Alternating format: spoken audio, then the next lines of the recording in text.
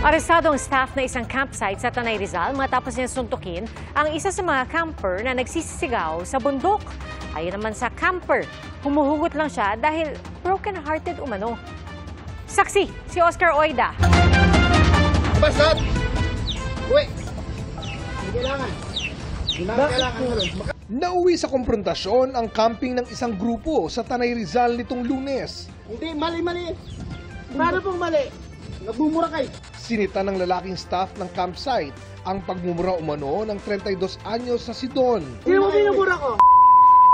Sino ba mamamura nito? Ay, yung bundok. Ulo ko. Hoy kuya, ba't nananakit kayo? Sa sobrang sama ng loob, sinugod ni Don ang lalaki. Kuya, ganyan po talaga ginagawa nila pag nagkakampi, naglalabas sila ng sama ng loob. Sige! Sige! Sige kuya! Malaki pinayanan ka ba? Bundok mo ako! O sige! Malaki pinayanan ko dito! Bakit malaki pinayanan? Bakit yung malaki bundok? Sabi ko, ba't mo ako sinaktan? Nagbayad ako dito, nagbayad kami dito. Guest nyo kami dito, ba't nananakit ka? Sumusuntok po ako, pero hindi naman po tumatami suntok kasi nasasalan niyo naman po. Nung araw din yon, inaresto ang nasabing staff na nahaharap sa reklamong slight physical injury. Tumanggi siya magbigay ng pahayag nung makaharap namin sa presinto kanina. Pero sa paliwanag niya sa mga pulis, Ang umagang-umaga yun, mga 6, more or less 6 a.m. ng umaga.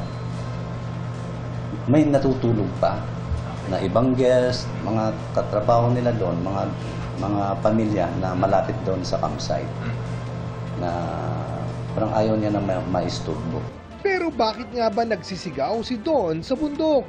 Sabi ni Don, broken-hearted kasi siya at naglalabas ng sama ng loob. Nagsisigaw po ako, sabi ko, sakit-sakit. Ba't ginawa niyo sa akin to ganyan-ganyan? Which is yung mundok po talaga yung minumura ko. Broken-hearted po kasi talaga ako. May boyfriend po ako. Tapos stress din po ako sa buhay. Daming problema, daming iniisip. Kaya po, nung nagsisigaw ko po yung problema ko doon. Ang pamunuan ng campsite humingi ng pangunawa at paumanhin. Hindi raw ganito ang iba nilang tauhan. Tiniyak din nilang di na ito mauulit. Para sa GMA Integrated News, ako si Oscar Oidang inyong saksi!